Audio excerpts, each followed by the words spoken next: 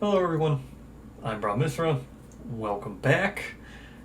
We are continuing our journey through the Wave 4 expansions. I barely made it through very many. I guess I just have a lot to say, or I just talk too much.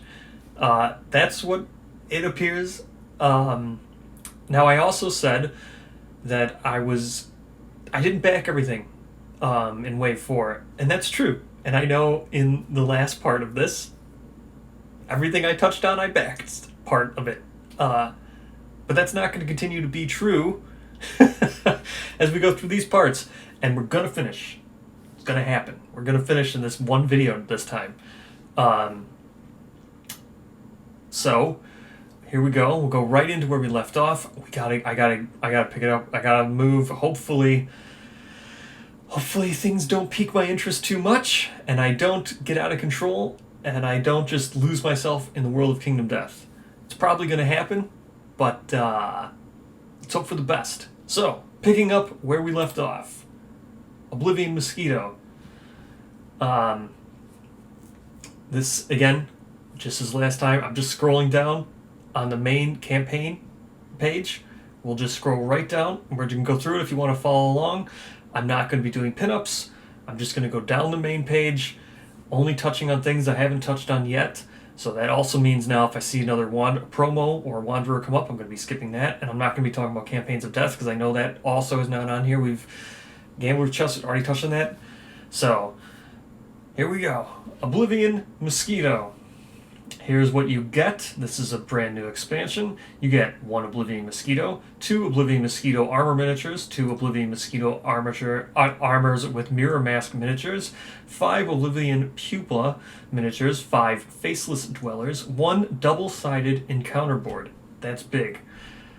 120 game cards, 1 settlement location, 2 settlement events, a 20-page rulebook, 60 cards. So let's go into the update itself. Here it is, brand new expansion. Here's the artwork, as always, amazing. This is the actual update itself, which was first introduced during the campaign. One day, a survivor awoke to find their face stolen by the Oblivion Mosquito. Even their own family looked straight into their eyes but did not see them. Dejected, overcome with loss, the survivor drifted from their home into the indifferent stares of their comrades and loved ones. Some time ago, the Oblivion Mosquito had flitted near. Its bite was painless, saliva-filled, the enzymes rendering its bite just a warm, wet pressure like a kiss on the ear. Mixed in the saliva, tiny eggs, aggressive and growing quickly in the nutrient-rich fibers of the survivor's brain. In the saliva, there is also a harmless virus that passes easily from survivor to survivor. The infected begin to lose sight of their eggs host, their face disappearing. The virus will erase the face of the survivor as the egg mature in their brain. When the eggs are ready to hatch, they disrupt the neuron transmit of the host, dragging them into a pit of despair. He uses such big words that are, I don't know why. A lot of this could just be summed up a lot easier, but whatever. In the state, they wander out into the darkness, following the invisible trail of pheromones that will lead them back to the mosquito that laid the eggs. As the survivors wander alone, the eggs begin to hatch. The strongest larva will devour the rest, leaving it to feast on the survivor's brain matter, leaving a lurking husk.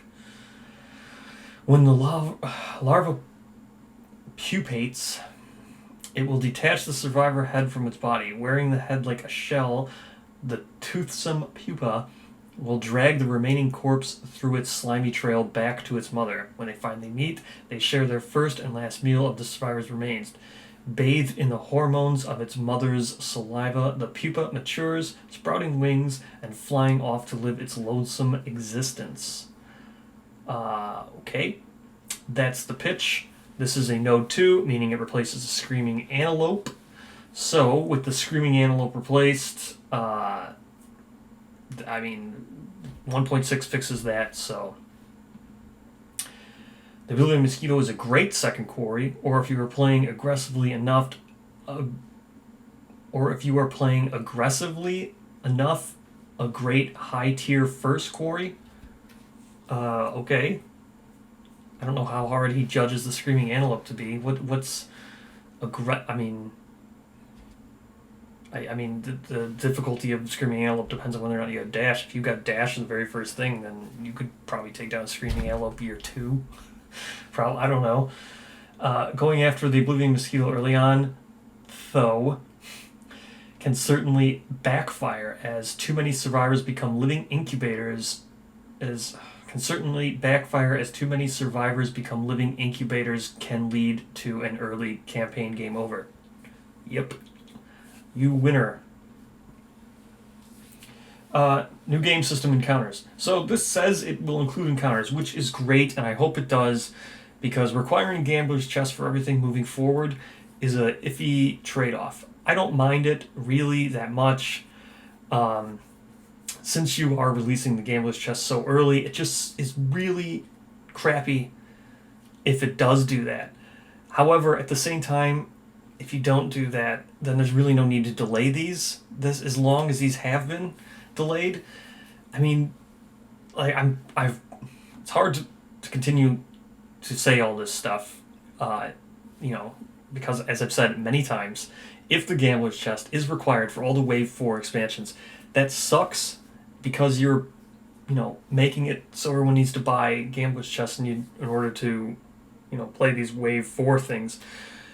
But at the same time, if none of these Wave 4 encounters include Philosophy System, ability to make Ark Survivors, the encounter system would be great. I mean, this says it will include its own board, which is thematic. Yeah, it says right down here. On the current pitches, that it will take place on their own. So these are minor showdowns the survivors might encounter during the hunt phase. While they whittle the survivors' armor and supplies, the rewards are often great for off-shot inspirations, like hybrid armor set and gear modifications. Oh, the current pitch is that they take place on their own smaller subboard. This is thematic to the area they are encountered. This is still in development, though. Which is true, kind of. I mean, kind of. I don't know. I honestly think Poots is one of the best marketers, best PR in the world. Because in other updates, if you read through them all, like I have just done, so I have all this stuff fresh in my head, you can see that it's kind of like he's repeating things. Because when you read about the first time he updates about the Gambler's Chest and adding the encounter system in there, he says, "Oh, my original idea for the encounter system was to make it so your reward is just survival." That's literally in one of these. I don't want to pull it up. I don't have time, but it's in there. It's probably updates, one of the Black Friday updates, 55 or 65 or something like that. Those are the big ones. 60, as I've gone through these now, I know 60, 50 or 55, 60, 65, 66, and like 80. Those are like the big ones. Those are the huge Black Friday ones or Gen Con ones. And in there, he was talking, when he talked about the Bone Eaters, that's where he said just surviving was good enough. Either that was a joke or, because it must have been, because here in the original pitch he says that it was good to make hybrid armor sets and gear modifications. So he always planned on giving you a reward, so it's probably just a joke. Either way, it's hard to tell. So he says this is thematic to the area they are encountered. Fine. Doesn't appear to be that way with the Bone Eaters. It's just a stone face board. So, whatever. I mean, you're not even on the plane. I guess the Gamblers also takes place on the Plane of Stone Faces, but the lions are all supposed to be around the Plane of Stone Faces. It doesn't matter. Whatever. Hopefully they don't use the encounter board. That would be a huge thing. If every single one of these systems includes its own encounter board, that'll be great. That's awesome. I hope it does, because I don't want it to rely on the Gambler's Chest. But at the same time, I will be kind of miffed if I've waited 4 years and the expansions come out, don't have Scout stuff, don't have Philosophy Ark Survivor stuff, don't have, what's the other new system in there? Not Wanderers. I can't think of it now. Oh, patterns and things. It would kind of suck. It's just gonna suck. It really is like, why are you waiting so long if this stuff doesn't depend on the Gambler's Chest? I don't know. It's weird. I know it's a It's like a, what do they call it? Dissonance, cognitive dissonance, when you're like lying to yourself. So yeah, I'm being a hypocrite, kind of, by saying it sucks that people have to pay for the gambler's chest in order to use Wave 4 stuff, but at the same time I'm saying it will also suck if the Wave 4 stuff doesn't include any of the gambler's chest. I understand it. I'm a hypocrite. I can't explain it thoroughly. But here's some armor. So there's one with the face. There's mirror without the face. Mirrorless and without the face. I guess there's the one with the face. With the face. Looks exactly the same as the one up here. Must have been a repeat. Yeah, it looks like a repeat. Let's go to another update. Here's Oblivion Mosquito again. Here's the actual sculpt. I know this was in display during a Gen Con. You could see it. It was in one of the cases. There it is. This is not finished. This is an earlier one before it's finished, but that looks like it's going to be it. Here is the hard plastic. We've got the first production sample of the massive and beautiful insect just in time for our update. Everything is pretty spectacular, except the detail lost in the large lower face. Factory agrees and revisions will follow. So here's the hard plastic. Looks great as always. No one's ever going to say any of these minis look subpar. They're always awesome. Yeah, awesome. There it is. It just looks absolutely amazing. There's the sprue. Awesome. Lost detail in the face, in the mouth, I guess. Here's re-engineering. Okay, cool. All that stuff. That's it. So, as you can see, nothing. Just a void of nothing else, really. It's hard to say anything about this. It's a Node 2. It's good. It's Quarry. It's got an encounter system in it. Hopefully it doesn't rely on the game. It's just, that's it. That's all the updates. I never saw anything else about this thing. I have not backed this. Doesn't mean that I won't. I don't expect Wave 4 until really far off. 2023 at the earliest I expect Wave 4. Maybe one, if it sounds amazing, but right now there's no information. I didn't back it. I haven't added it to my pledge. I haven't done anything like that. I have no information on it. If everything I just talked about sounds awesome, sure, I could be wrong. Just because I didn't back something doesn't mean I think it's bad. I just don't have enough information to make me want to back it. It doesn't mean that it's bad. It could be the best expansion. Maybe I'm stupid. That's fine. Like I said, I'm always open for debate. I don't think I have any more knowledge than anyone else. There's nothing on this that I've not backed it. The pitch didn't really sell me during the campaign. The pitch was just a lot of fluff. I don't know, like just huge words in there to make it sound like there's probably, giving substance to nothing. Like,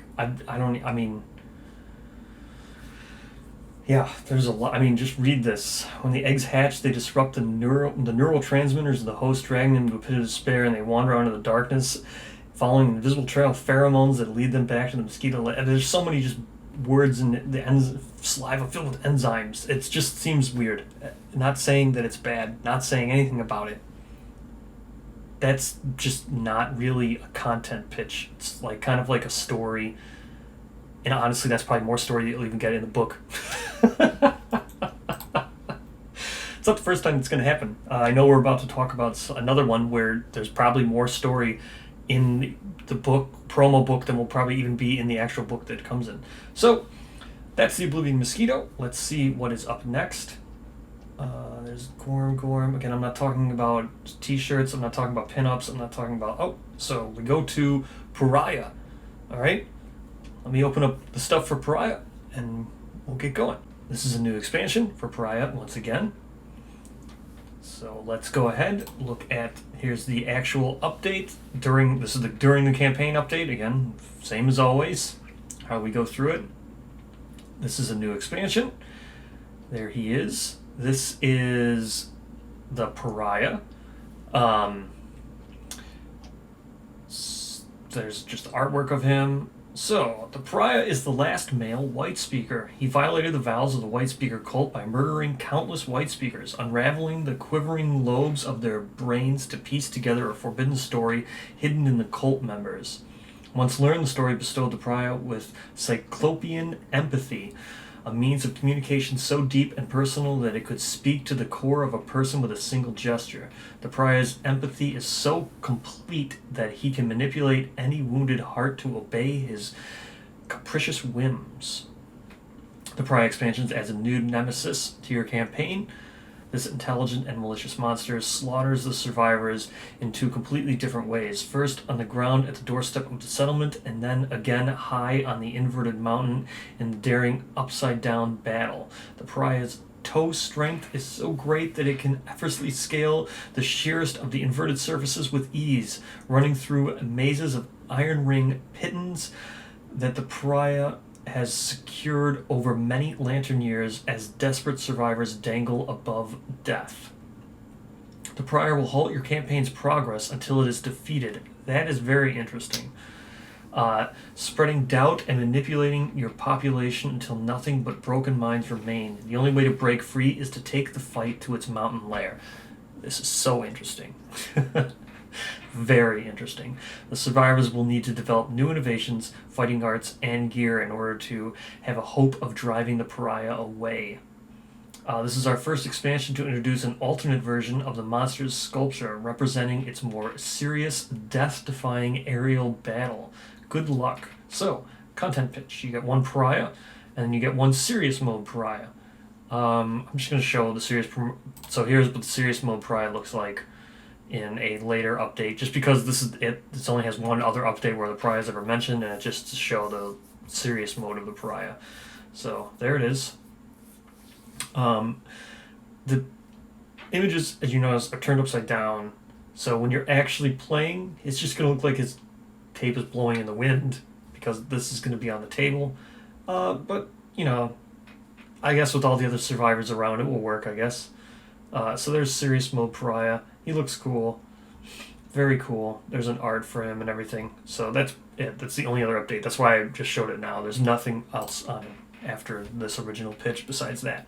So, inverted mountain rings, token sheet, 1 secret fighting art, 3 innovations, 3 fighting arts, 120 game cards, 1 settlement location, 3 settlement events, 20-page rulebook, 20 gear cards, and more. All right.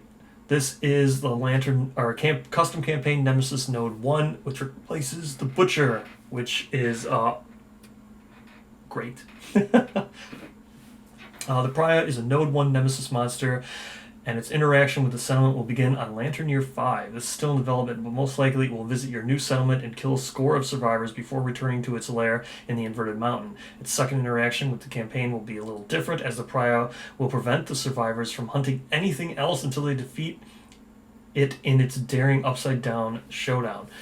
So, interesting. From this pitch, I mean, there's so much interesting stuff about this. So, first off, it prevents you from doing stuff, which is very I don't even know what that means. I would assume that if you lose, you just keep adding it, so the timeline still goes forward, but you just have to keep re-adding it, or re-adding it again and keep fighting at it, like, until you beat it. Which is cool. Begs the question as to how many times that would happen, because in this pitch it says the Pariah is in Node 1, so it will come at Lantern Year 5, and then it will, fight you in the normal mode, kill everyone before returning to its lair. In the second interaction of the campaign will be a little different, as the Pariah will prevent survivors from hunting anything else until they defeat it during an upside-down showdown. So, is there no level 3 to this? Or is it going to stop you at level 2 and then stop you again at level 3? Multiple stoppages, late Lantern Years, that can be, that will be quite a hassle. That might be why it doesn't say it will come back at a level 3. Maybe it is really just a Node 1 and a Node 2. Or a level 1 and a level 2. Which would be fine. I think that's actually fine. The Nemesises don't need to be so, at least the Node 1, so overbearing and reoccurring all the time. And if it was a Node 3 and it stopped you just like the second time it comes, that's a little bit different, because usually later in the like when you get near, because what would be node, the butcher is what, you Lantern Year 23? 23, I think. So if this was in Lantern Year 23, if you were to lose, you're probably, like, it's not like the butcher where, you know, you can kind of just send out not so great people, and if you lose, it's okay. That would be pretty suppressive, because you would need to send out your best people to beat a level 3, because Nemesis level 3 are usually no joke. So to fight a level 3 and then lose, and then be forced to do it again, and do it again, and do it again, unlike the level 2, where you could probably, you know, send your best out there, and if you lose, you could just use the same gear and maybe do it again. When you get that late, that's pretty oppressive. You're going to be losing probably really good survivors if you lose, and the difference in survivors when you get that high is pretty large. Your best 4 are probably, if you lose your best 4 and then you have to fight him again and you lose 2, say you lose 6 just against him in Lantern Year 22 or 23 and 24, and then Lantern Year 25, say you push back the core, now you're doing Lantern Year 23, 24, 25, all Nemesises, then Lantern Year 26, then 27 here, or 28, then here comes another node to node 2 Nemesis, then you only get 29, then 30, then your finale. It's a lot of Nemesis back to back. It's probably going to really hurt you. I think that would feel bad, so I think it's a good idea to only have it be 2. Because you probably will, if they make the level 2 really good, the serious mode one, you're probably going to have to fight them 3 times. So if that is like the balance, I think that's fine. I think that's perfectly fine. I think that's actually good. Node 1 Nemesises, I think, are the best of them. I liked the Manhunter. I really like Manhunter, and this would be, he's a node 1 Nemesis. I think that is, it's not that I don't like the Butcher. I mean, the Butcher's really difficult, and I don't mind it. I think the Butcher is just luck-based, kind of. You know, not really, he's overly luck-based. It could be really bad, because he rolls so much. And if he just lands like 3 or 4 hits just from luck, that's going to put you in a bad situation, because unless you're going to, you know, I don't want to see, this is what happened last time. Trying to keep these short. But yeah, the Butcher is one that's really luck-based, and I feel Nemesis Node 1 is the one that you would want to replace. And then if you're going to buy a Nemesis one, at least the Nemesis Node 1 would be the one that you're going to get the most value out of. You're going to fight it early. I think it's probably a good one. I think Nemesis Node 1. So that goes to say that yes, I did back this. Not because of the pitch, but the pitch is awesome. I did agree with it. I like it. I picked this one up later. I didn't originally get it. This is one of the ones I added like Black Friday 2018. So this one kind of grew on me the more I thought about it. And this one's good. I like the uniqueness of this one. I think it will go great, and this one has a lot of story behind it with the White Witches and stuff, and it ties into other ones that we're going to talk about. There's other Wave 4 things that this does tie into, not just the Inverted Mountain. This will be part of the Inverted Mountain campaign, but I think this one's really good. So here's the Upside Down Survivors. Again, you can see they're going to be like that when they're on their base, but there's the serious mode original artwork. So I think, I think this is a really cool one. I like this one, the Pariah. So that is the Pariah. Let's go back. Let's see what the next one on the list is. There's Slenderman. Super Survivors. This one will be interesting.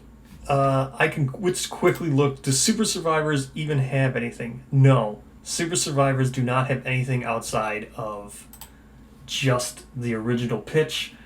Alright.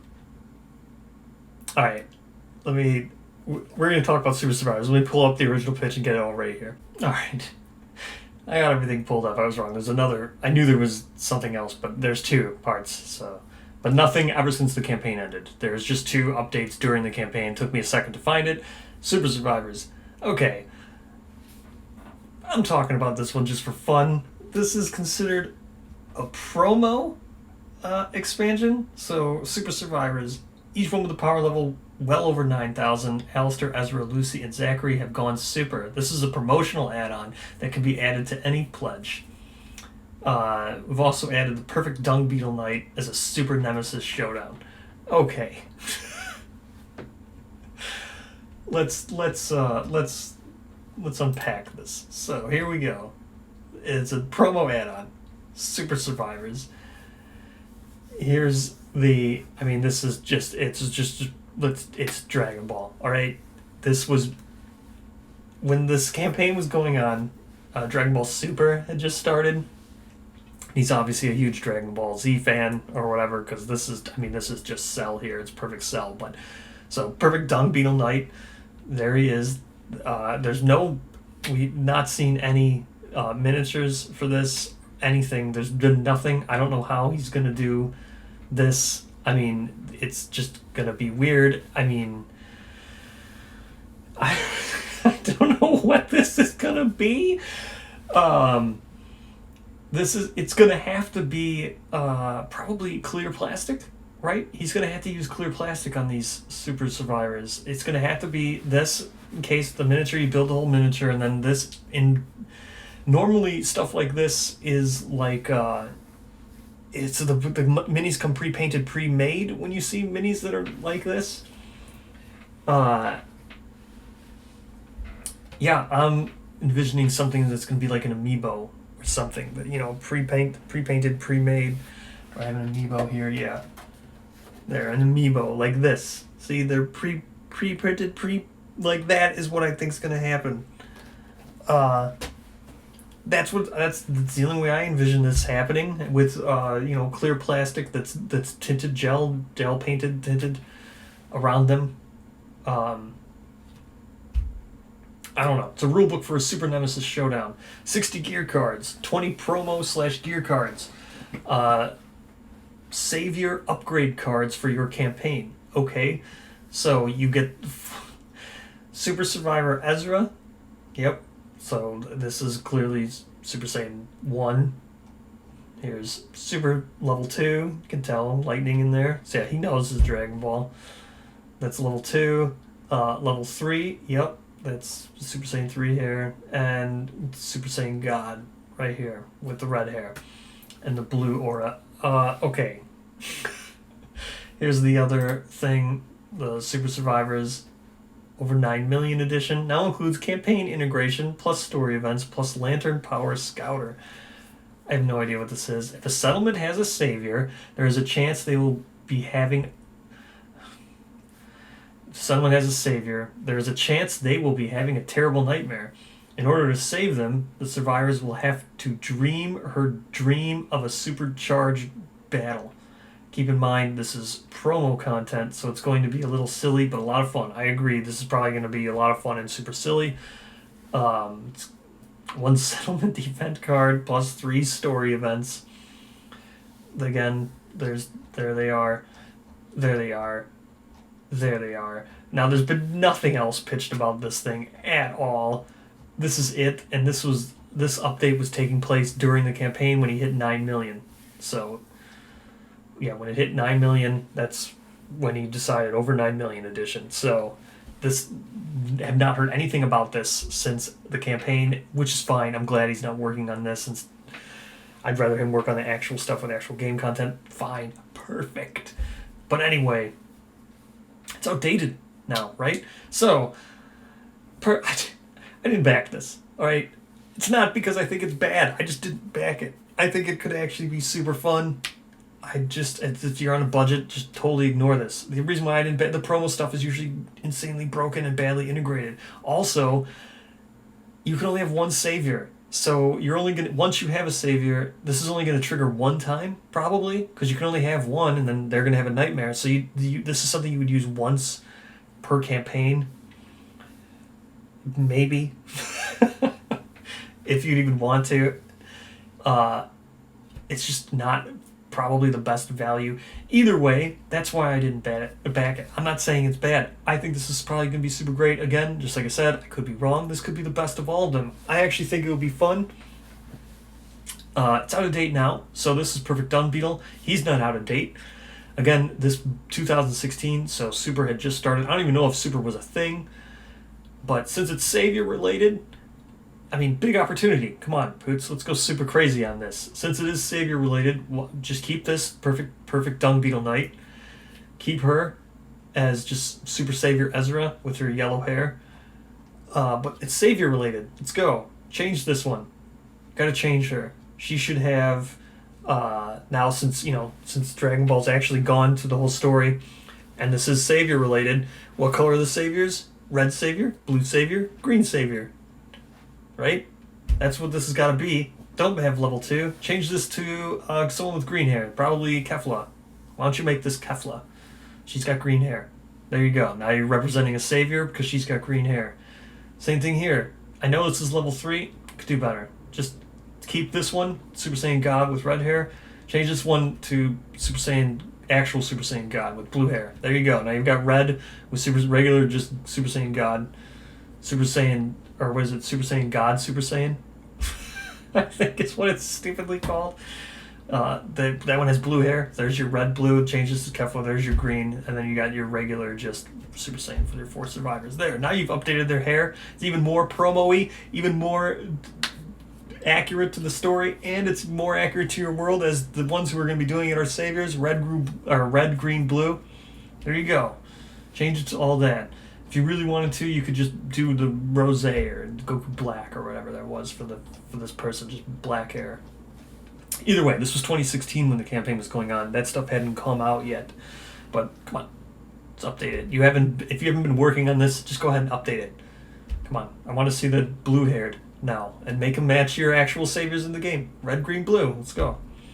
So that's my opinion on this. I think it's perfectly fine. I just didn't back it. I think if you're a huge fan of Dragon Ball, get it. I mean, I'm a huge fan of Dragon Ball. I didn't get it, so who knows? But I think it's funny. I think it's fun. I think it's great. I just didn't get it because I don't think you can use it very often. Like I said, it has to be a Savior, and then you have to draw the settlement event after you already have a Savior. You can only have one Savior, and then after you do it, that Savior would have to die before they could do it again, unless there's like a reoccurring dream that's going to constantly happen. But then it's, again, when you're doing a special showdown during the settlement event, then you set up a special showdown. That would make that lantern year super long. Whatever. I still think it's fun. I actually think this will be a great expansion. I'm actually looking forward to hearing people who did buy it, or maybe they'll update it, and it will be crazy like I just said. They'll update it to actually match the show of Super. So, what's the next one? That's Super Saviors. It's not even really an expansion, whatever.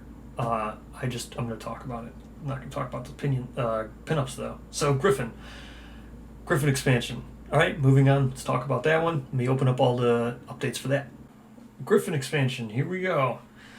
There's not much here with the Gryphon that I know about. I went through pretty much all the updates. Unless I missed something, I don't think so, but there's almost nothing about the Gryphon, except for the original pitch update. So, here it is, content pitch, subject to change as we finalize development. We'll go ahead and click on it, bring it open. Here it is, the Gryphon Expansion. It's a new expansion. There's the artwork for it. Looks very neat. Very neat, yep. I don't know what that is, because that can't be Survivor's head, because that would be not to scale at all. So, because as you can see here, there's the Survivor. I think it's just the head on its tail here, I think. Curled up. I don't know. Very cool. Yeah, see, it has a head on its tail. Very cool. Very cool. Yeah. There it is. As much as I love this sculpture, I plan improve it before plastic production, so consider this a whip. So, compared to the great bats of the hollow tree, the Gryphon is a tiny and colorful monster. With its powerful wingspan, 20 men across, and extremely vicious nature, it will hunt these bats during cold periods and bludgeon them to death using its small body. Okay. Corpses of these bats are taken back to the Gryphon's nest, which is crafted over decades by lesser monsters who serve as both its labor and mortar. Okay, the Gryphon eats only a portion of these large beasts, as it must also feed its nest, as it is very much alive. The Gryphon's extreme nest building anxiety manifests in a powerful musk, which the orifices in its wing pits consume, store, and pressurize in a hump on its back. The monster can spew the concoction, which makes humans or other lesser monsters become nest builders. I think this is actually the first time survivors are considered humans. I don't know if you ever... That seems... Yeah, I don't know if you ever actually directly refers to them as humans. Yeah, probably. Maybe a human can live out its entire life questing to build parts of a Gryphon's nest and never realizing the horror of what they are building. Really? You would never question what they're I don't know. Survivors are stupid, really stupid. Like, they actively try to kill themselves from most of the campaigns that I know of. They make very poor choices and actively antagonize or provoke whatever thing is monsters. They're pretty dumb. They're pretty dumb and suicidal. So yeah, I guess they wouldn't question what they're building. Again, this is always going to be constantly subject to change. No idea what this even is. So you get the Gryphon, 135mm base, our biggest. Pretty sure that's not true anymore, but 4 People of the Nest narrative sculptures, 4 Gryphon armor narrative sculptures, 6 innovation cards, 5 fighting arts, 2 secret fighting arts, 5 disorders, 120 game card locations, 1 settlement location, 3 settlement events, 30-page rulebook, 60 gear cards, and more. This is a node 4, which makes it equivalent to the Lion God or Dung Beetle Knight. I think I would wager a guess. I don't know, there's such a big gap here. It's a year 8 to year 16, so that's Lion God, I guess. Year 7 is Phoenix, and Phoenix is node 3, so this makes it node 4. Quite the window there. And then node 5 would be Lantern Year 20, which is the King and the Screaming Antelope, or not Screaming, Screaming God. So, yeah. I guess this would be node 4. Node 4 monsters are very challenging, and although they may appear early in the campaign, an underprepared settlement will have a very hard time tackling them. This is still early in development, but we are experimenting a ring-out death showdown that takes place on a high plateau. I think this is all now just given to the Black Knight. That entire thing. Perhaps the unique Gryphon armor can save you from such a fate as you glide down to a lower part of the mound. Clearly bad copy-paste there, but the mound. Expansion includes a new campaign playing as People of the Nest. Very cool. Very cool. Very cool. That's it. I mean, there's another image of this being finalized, but I mean, who cares, right? It looks pretty much exactly the same. I guess there's not much here for me to go on. Besides, it's a quarry monster with its own campaign, People of the Nest, which is so odd because it's part of the Inverted Mountain campaign, which is specifically pitched as its own campaign. So this also having its own campaign, I don't get it. It's probably, I mean, that's why there's not enough. There's just no other information on this. So, I mean, if the Inverted Mountain campaign includes this, and then this also has its own campaign, does that also mean that this would use the Frogdog and, like, Pariah and stuff? I don't know. It's so weird. It'd be weird to have this in its own campaign, People of the Nest, but not be part of Inverted Mountain. Well, I guess its nests might not be on the mountain. The Gryphons just fly to the mountain, and then they nest someplace else.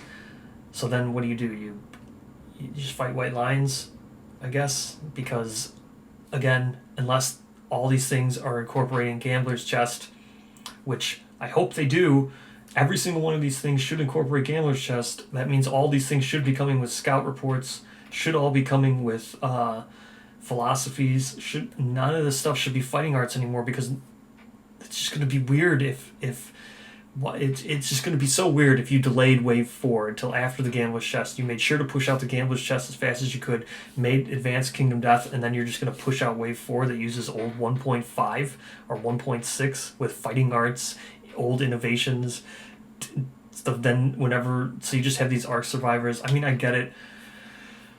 Arc Survivors aren't... I mean, People of the Stars Survivors can't be used in any other thing. They're their own thing, which might be what Gambler's Chest is, but you put a lot of work into Gambler's Chest. 4 years now, it's still not out, so I would hope you wouldn't do that. That's very... I don't like... That's very weird.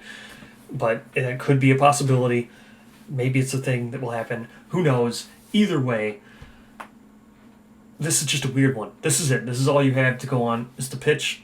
So sounds like I'm ragging on it.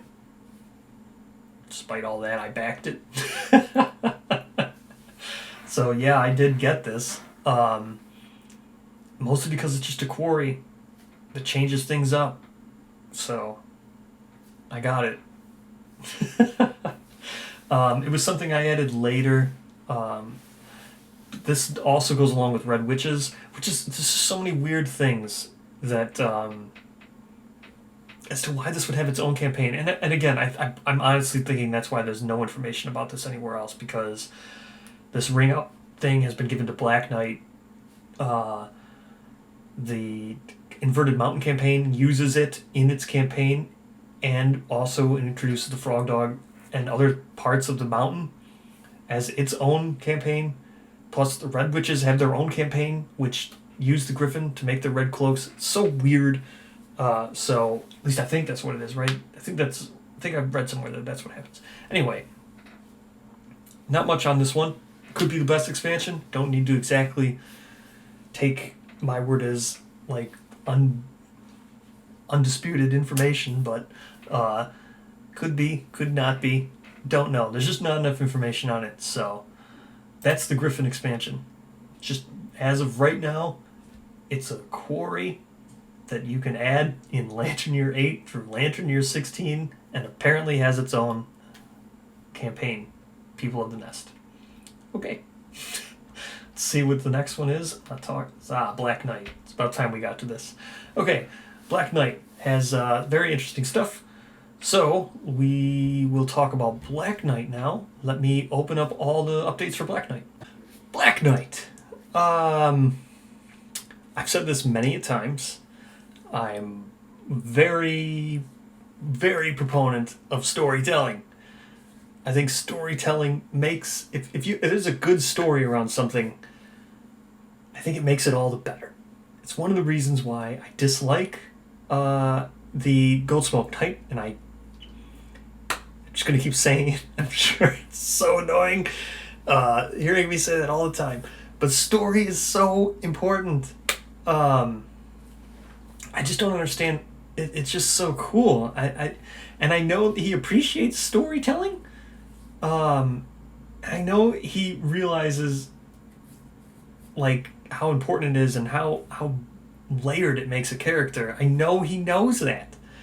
I just don't understand why sometimes he does and sometimes he doesn't care. It's so weird.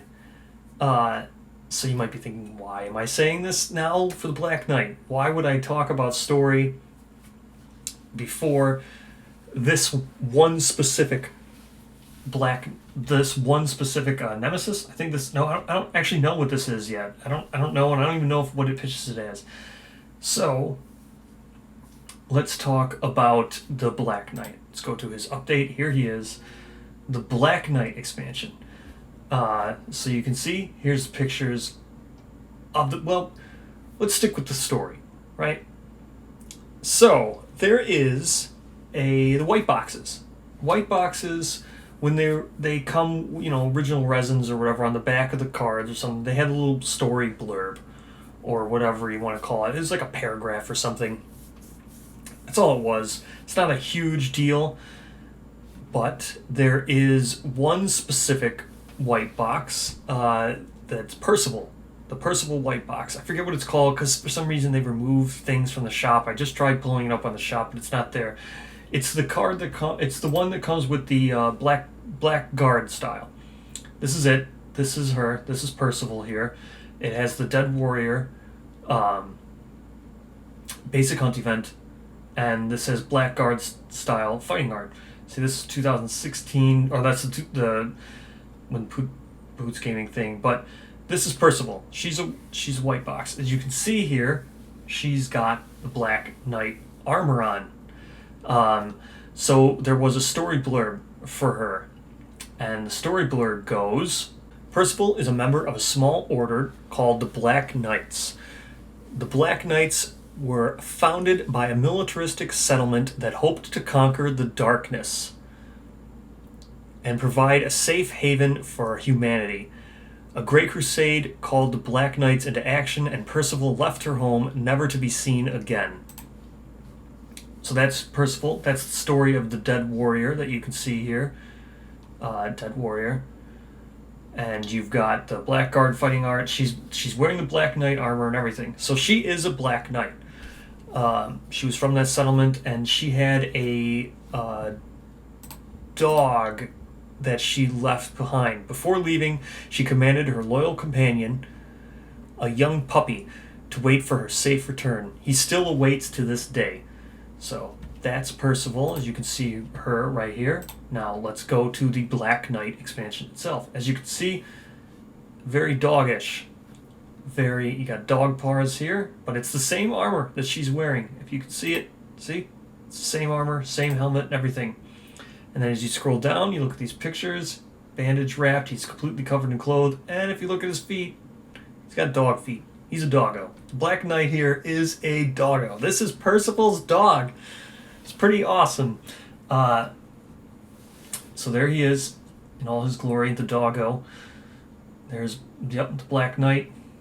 So, yeah, it's just a cool story that shows how the world of Kingdom Death changes people. It goes right along with all the, the Forsakers, people dealing with all the insanity and everything, how the Butcher's mind gets warped. This doggo got warped. And he's just going to wait and defend this thing where Percival lived, their settlement. So here's the Squires. So they say if you take a lantern that never lit down the trail of corpses and past the whispering stars, you will find an ancient figure atop a crest of determined faces. Treasured by a hidden cult of loyal squires, the figure will awaken for only the most honorable of challengers. For generations, the Black Knight has unknowingly defended a settlement of people hidden in the ruins of its home. They have become self-appointed loyal squires, creating a position of honor that wears the heraldry of the knight and secretly toils in its service. When invaders appear, the squires watch from the shadows as they may treasure the lesson of its master. So it's probably using that Blackguard fighting style, which is the one you get from Percival. When their guardian falls unconscious from exhaustion, the squires emerge from their hidden dwellings to maintain the knight's time-worn equipment. They work methodically, timing the most noisy parts of their activity to the sleeping protector's snores and dreams. Last room statues. This is still early in development, but I was too excited to keep quiet. Showdown with the Black Knight might feature a series of preserved statues dating far back into the Black Knight civilization. Sure, that seems like no big deal. However, the Squires have been rebuilding and preserving the sculptures with rubbery saliva forged from the Griffon's nest. The mildly elastic statues have triangular plinths. When hurled with the immense strength of the Black Knight, survivors may find their ragdoll bodies flying off in unexpected directions after impact with the statues. Currently, it's just the longest side of the structure that will cause this to happen, and it's leading to some very interesting fights as positioning gains another layer of strategy. Maybe the Squires will rotate and move the statues during battle, making for some great survivor corpse ricochet chains. So the content pitch. You get 1 Black Knight, the 4 Squires, 3 Black Knight armored narrative sculptures, 6 innovation cards, 5 fighting arts, 2 secret fighting arts, 5 disorders, 6 game cards, settlement location, 3 settlement events, 30-page rulebook. This is a campaign node 3, so I guess it's like the Dung Beetle. Black Knight expansion as currently pitched sort of breaks the outline of our node system as to why we need to fully development. While the Knight's power level is around node 3, the battle with it is more akin to the Flower Knight, and until the survivors meet a certain condition, it will escape before it's actually killed. Of course, becoming much harder the next time they challenge it. This means it's possible to be prepared and to beat it fully on in the first encounter. It's just extremely unlikely to pull it off. It also includes a 5-year short format campaign playing as the Squires that service the Black Knight in secret. Very cool. So it's limited quarry. Since there's only one Black Knight, that one doggo, finding and defeating it has a slightly different impact on your campaign. There's only enough material inspiration to create 1 or 2 of the 3 different armor sets this expansion provides. It'll be up to the players, their current materials, needs, and the course of their individual campaign to make those choices. So this is the Baron, I guess, just drawing it, the Heir, and the Herald. Either way, the Hunter. So the Warrior, that looks, all this stuff looks very cool. And then, of course, the Black Knight armor. This is the pinup. I know I said I wasn't going to talk about pinups, but let's go ahead and talk about the pinup. What do you know? It's a doggo. So there's a Black Knight pinup. So that's, let's go to the next one. I think, yep, so here's the actual mold of the pinup. As you can see, she's riding the doggo. There she is, riding the doggo. Let's go down. I know there's another pinup I just want to mention because I've been mentioning, yep, so here's pinup Percival again. Just because I wanted to show the link, you can see there's her black helmet originally there, her black armor, her lantern, and there's the doggo. So, very cool, very neat. You can see the sword, these little things up in front here. As you can see, it looks like the dog's learning to fight. There's her training and the dog. Cause see, I don't know if it's going to be a tail. Looks like a tail. Maybe that's not the tail. Maybe that's like her other foot out of focus. But who knows? Very cool. There's the doggo right there. So, very cool.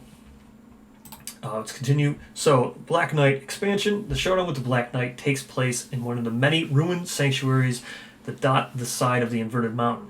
We keep playtesting a pretty awesome showdown where survivors can be smashed through rows of cloisters, slammed against statues, and sent them rebounding in a new direction and smashed straight off the side of the mountain. During the fight, the survivors may have a chance to peek at the Squires below the ruins to gain some insight in how to deal with their foe.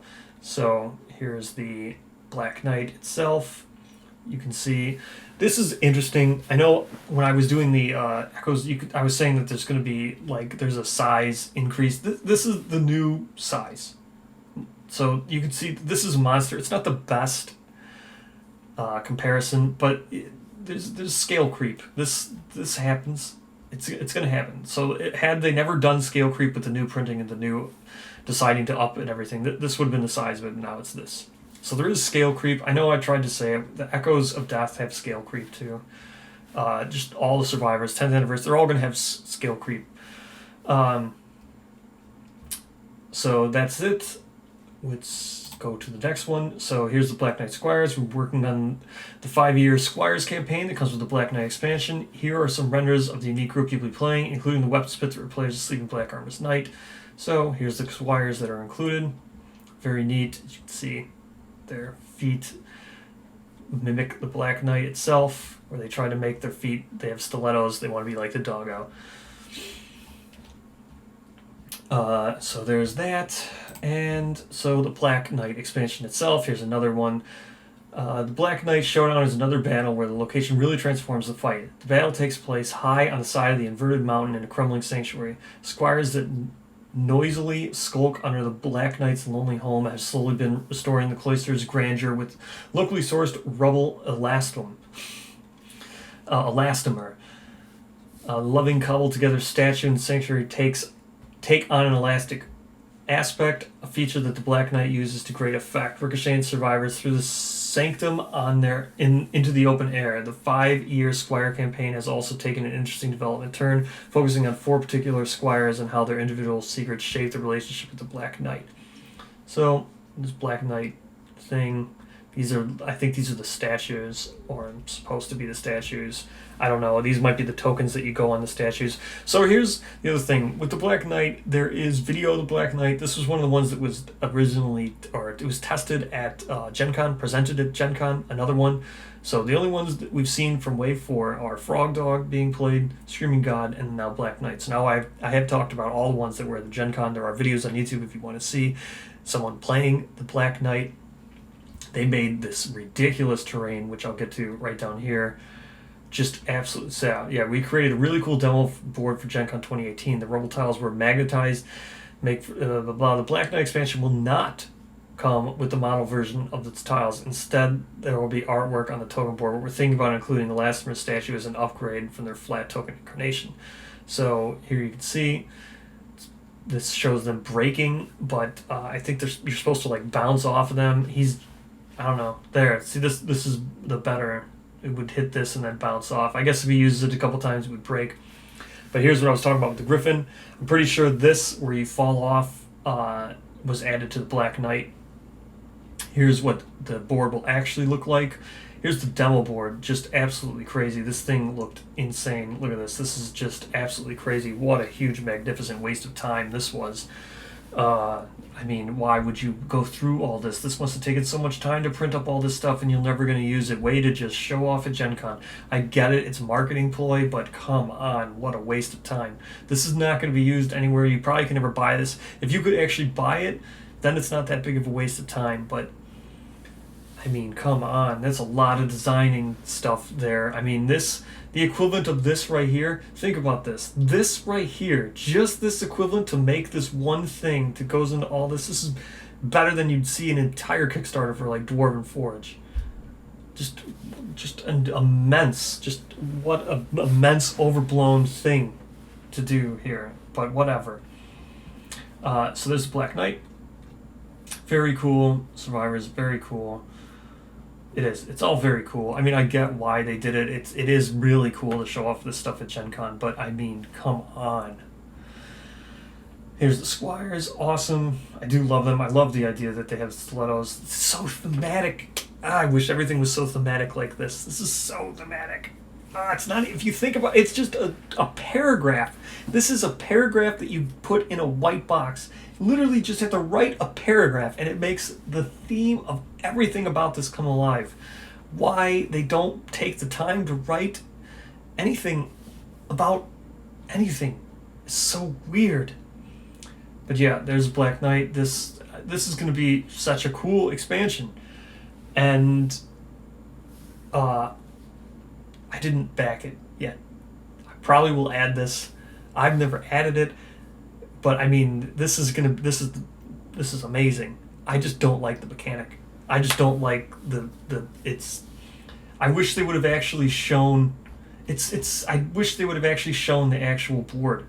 You know what I mean? Like this overblew it. You know what I mean? Like there's no way this much scattered terrain is going to be all over the board when you fight this thing. And when they were showing it off at Gen Con, like they were bouncing all over the place and being thrown all over the board. There's no way this much scattered terrain he's not going to put this much. How would you even do that? Like, what is going on this board? This is not going to be what this actual fight is like. Like this here, I guess this kind of translates. Are they saying that this here? So let's see. 1, 2, 3, 1, 2, 3, 1, 2, 3, 4, 1, 2, 3, 4, 1, 2, 3. Yeah, 1, 2, 3, 1, 2, 2, 2. So you're just going to get these squares representing this, and then you're just going to get, I don't know, just cardboard cutouts lay across this somewhere. This is not representative of what the actual fight's going to be. That's why I didn't like it. I don't know. Maybe it actually is, but it's hard to tell. I wish they would have just, brought the actual, like for the Screaming God at Gen Con, they actually had the tiles that you will get. You're not going to get those antelopes that they put at the end of the board, but at least you'll get at least it showed the actual gameplay. This is like, you ever seen like a video game trailer where they put not actual gameplay and then everybody freaks out? That's pretty much what he did here. Like, it's misleading. I don't think it's going to be anything like this. And if it is, awesome. then I was completely wrong, and I'm 100% would, yeah, you pitchfork or whatever you want. I would accept the fact that I'm wrong, but I just feel that this is not representative of what this fight will actually be like. I'm saying the mechanics are of you flying off the board and everything, but I think it's just going to be a very weird thing. I would rather have seen the actual fight for real. Know how many of these statues are actually going to be there, how many of this stuff. So, still neat. I think this little bit more thematic right here, like this might be how big it is. Still, I think it's gonna be an awesome one. I just didn't get it yet. I think it will be very amazing. I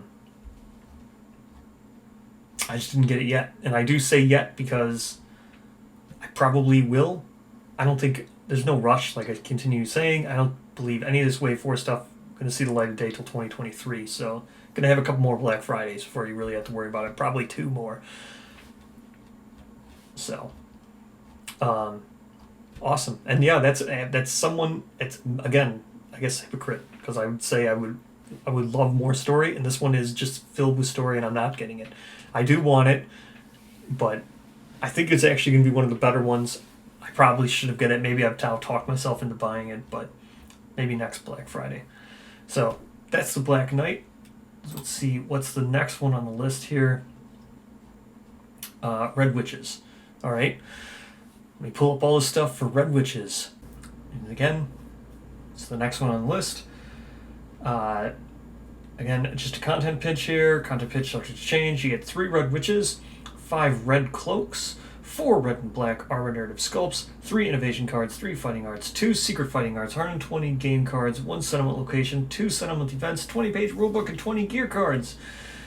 Here's the original pitch for Red Witches, new expansion, $40. There's the pictures. All right. All concept work in progress. The following is not final. So, Red Witches, Red Witches, Red Witches. The Red Witches are the enforcers of the White Speaker cult. Above the cult's own sacred laws, they are the ones given permission to kill cult members. The Red Witches remove potential threats to the Order, chase down exiles, and search for resources and relics to add to the cult's armory. Their witching cloaks are sewn from the hairs of the red-haired dragon's stomach lining, which allow the users to which allows the wearer to physically switch places with another wearer. Using a network of cult members in training, they are able to rapidly travel using their cloaks. The training is a mandatory part of the cult. Training to become a Red Witch is harsh and combines long periods of solitary traveling with a sensory deprivation suit. The suit's purpose is twofold: to help cultivate trainees' hypersensitivity and to protect them from the cloak itself, which eats exposed flesh and might also absorb someone completely. In terms of gameplay, the current pitch is for the Red Witches to be a nemesis that can be added to a campaign. It will be a 3-monster fight, and I am super excited about it. Sprinkle in some position swapping and then some crazy white speakers in training, and things will start to get pretty crazy. The content will also has a planned interactions with Fade, which is a white box. She's a white speaker, I think, or was Fade a Twilight Knight? No, I think Fade was a white speaker. I can't remember now. The white speaker itself, that's the one with the cult knife, and the white secret story event and storytelling innovation, and so many hands want to run on sentence, and the Pariah expansion, a target they are hunting down. So, if the survivors do manage to defeat the witches and obtain their cloaks, they will still need to steer the campaign in the right direction to find the material needed to craft armor that can withstand the touch of the cloak, currently the black rubbery spit from the Gryphon, so they can wear them. And again, here's the content pitch. This is a custom campaign nemesis node. Doesn't say which one it would be. Assuming it follows like the original expansions, you wouldn't want to release 2 node 1, so I'm assuming this isn't Pariah. Does kind of sound like, well, kind of sounds like the kind of thing that would probably replace the hand. The hand like to teleport around and stuff. This would be a pretty good fit. I would think Nemesis Node 3 for this one would be the best fit. He says, Currently, it's too early for me to reveal the power level of this particular campaign expansion. It might be more of an escalating affair with a few story branches that can play out, letting them into an early settlement at full power. I mean, as sadistic as it can be, might be a little unfair. It may also help to teach their unique fighting mechanic by introducing each showdown with them in an escalating fashion. So, unless it's changing the way that the hand works, this has had to be Node 2. Right? I mean, you wouldn't want to... If it's actually going to be a Nemesis, the other one is already a Node 1. So... Right? I mean, the Pariah.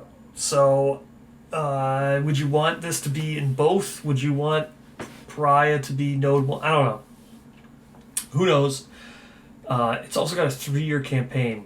One thing I'd love to add to the expansion is a short format campaign wherein you play as the Red Witches in a final confrontation with the Pariah. It would most likely have to be unconnected from your campaign, would require owning both expansions, but could make for a great short 3-session experience. I agree 100%. Having small campaigns would be amazing.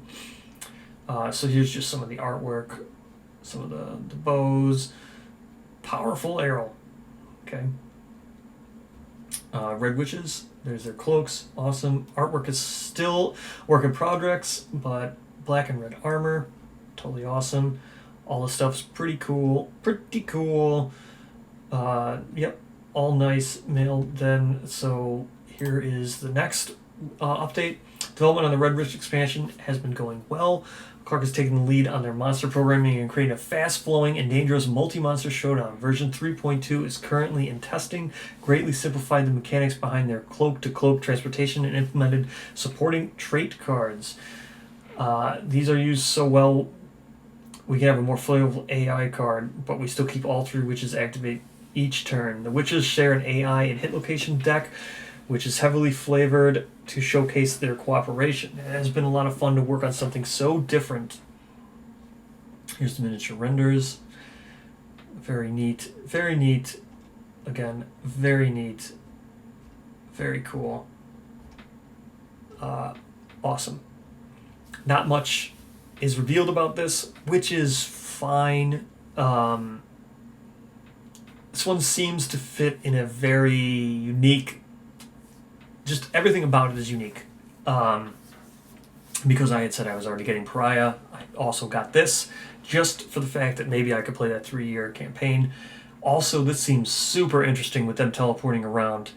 I think that's just awesome. I think that will be a mess, but hopefully they can figure it out. Mess for targeting. That I don't know how they would do targeting there. Hopefully they'll figure it out. I think this is going to be a great one. It's one of the ones I'm most excited for just because it's a 3-monster campaign. This was before really encounters were a thing. When I did, this is one of the very first ones I ever got. I did put it, as soon as the Kickstarter was over and Backer Kit opened up for the first time, I added this one and Pariah. It just seems so cool. It's flavorful because it plays along with the white speakers. That stuff is so cool.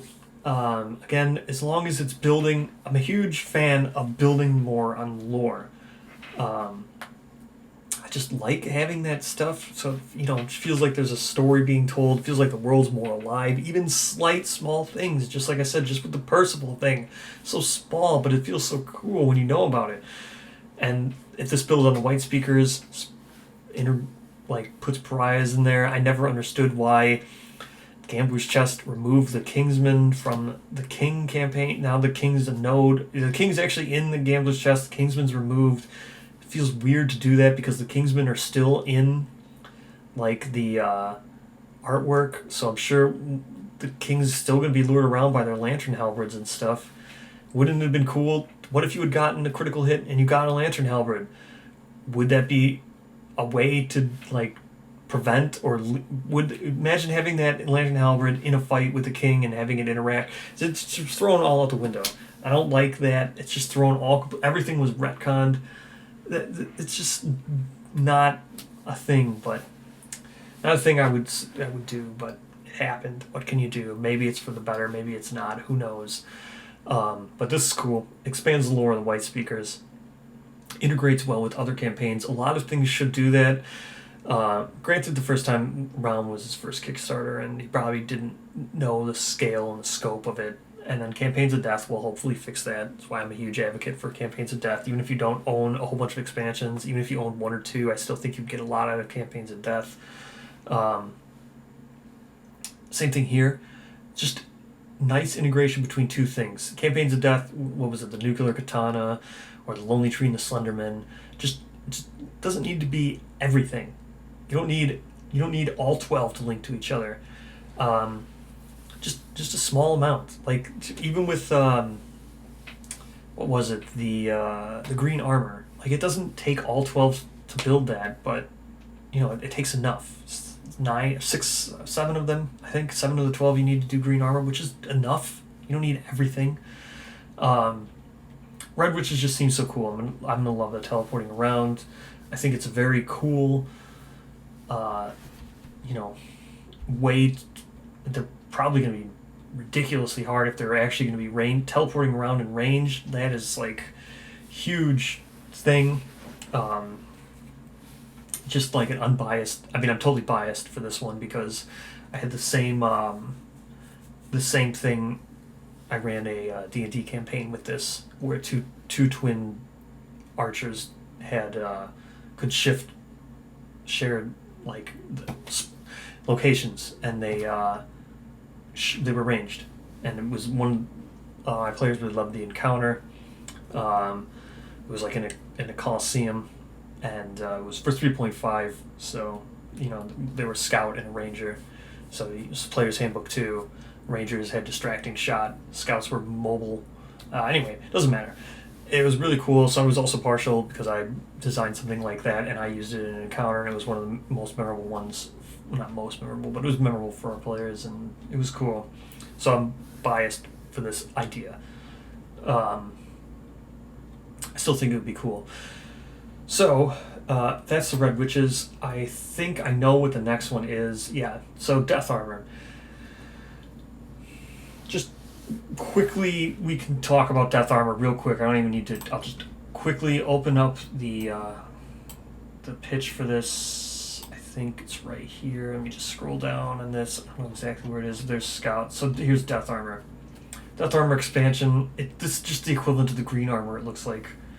Awesome armor made entirely of bone. Can you manage to craft it in time to face the Gold Smoke Knight or any other badass standing at the end of your campaign? Literally just acknowledging that they just stand there and wait for you to come fight them. Made from bones of only the greatest monsters' bones. Made from the bones of only the greatest monsters' bones. The Death Armor is worthy of making it your campaign's not-so-secret goal, even better than just surviving. Put a Bone Eater in one of these and watch things get nuts. Okay? Requires pretty much all of your settlement's bones to craft. Content pitch. 2 Death Armor. Narrative sculpts. 1 settlement location. 1 6-page mini rulebook. 25 gear cards. As much as I love the sculpture, I plan improve it, I plan improve it before plastic production. Cool. Just bone stuff. It's just a whole bunch of bone things. Cool. There's the Death Armor. Cool. That's it. This is just basically the green armor. The green armor required a bunch of expansions. This is just bone, a whole bunch of bone armor. I don't know. Maybe it's going to require bones from all the different expansions quarries. Who knows? Doesn't matter. It's $20. It's totally worth getting. I mean, if you're going to pick up a lot of expansions, it's worth getting, I should say. Just from the way it's probably pitched. It's probably just supposed to mimic the green armor. I'm assuming that's what I've gathered from this. So, it is what it is. I grabbed it just because I knew that green armor didn't require all the expansions, and I hope this one doesn't require all the expansions. If it does, that's just like a slap in the face to the node system, because you're never going to be able to randomly generate it unless it has its own custom campaign. Therefore, it puts all these monsters in. Building the green armor, as I was saying last time, building the green armor is something you do very specifically. It needs to be your not-so-secret goal, just as he said it. and you do things in a very particular order with a very short window. Like if you don't draw what you need and you can't do what you need to make before moving on to the next quarry, like it kind of sucks. And the Flower Knight made that really bad too because you needed disorders and stuff. So hopefully this only needs the monster bones. It's not going to require people to have certain disorders or certain fighting arts to unlock certain things, fighting a certain monster, then getting a certain innovation to build a certain thing. That's what the green armor is. It's nuts. So hopefully that's not like this. Hopefully it is just what it is. It says it's just to be the bones. So if you're going to get a lot of the wave 4 ones, I didn't get all the wave 4 ones, but I got a lot of them. A lot of the quarry ones. That's what I was really interested in, was just the quarry. Like I said, I didn't get Black Knight. So I also didn't get the Oblivion Mosquito, which we were talking about. But those are quarries, I guess. It says the Black Knight's not really a quarry. It's something you fight a couple times and then, you make what you can out of it, fight it 1 or 2 times. Interesting. And the Oblivion Mosquito, I don't know anything about that at all, like I was just talking about. So, I'm looking at the time on this. Yep, I did it again. I talked too much, so... There's still a couple more things I need to do. Let me look at my list here. What do we have next time? I'm going to have to break this into another video. I'm going to have to. It's already, looks like another hour and a half thing here. I can't... so I'm going to have to break it into... It's just going to be part 3 is 3 parts. This is going to be crazy. Can't believe this is happening. So, to come, we've got Inverted Mountain, Silver City, Honeycomb Weaver, Ivory Dragon, and Abyssal Woods. 5 more huge things to talk about.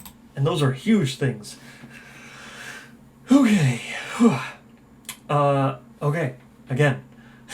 It looks like this might have to be the end. Once I get through editing, maybe I can shorten it down. Maybe I can throw through another thing. But if that's the case, I'll cut it. I don't think it's going to be the case. I can tell from the timer. Yeah, this is going to be another hour and a half video, I think. Even with editing, maybe I'll get it down to an hour and 15 or something, best case scenario. So, I guess we're moving on to part 3. Again, thank you so much for watching. So very humbling. And I will see you in part 3. I guess I'll have to start recording that and start this editing and start this rendering and start this uploading. Okay. Thank you so much. Like I said, I've been doing these hard, back to back to back to back to back, because I don't have much time. So, unfortunately, I haven't gotten to respond to comments. I don't know what kind of comments. Maybe everyone hates this and I'm wasting my time. Hopefully people enjoy it. If you do, I hope you engage with me in the conversation. I'd love to hear everyone's opinion also on this, not just my opinion. I look forward to talking to people in the comments. I have a feeling these videos are going to go up back to back to back, and I'm not going to be able to keep up with all the comments, hopefully. But that's a good thing. Again, I encourage it. And again, it is so very humbling that I even have people who want to comment and speak to me. So again, I can't thank you enough for that. Amazing. Thank you so much. And I will go right into making number 3, part 3. Wow.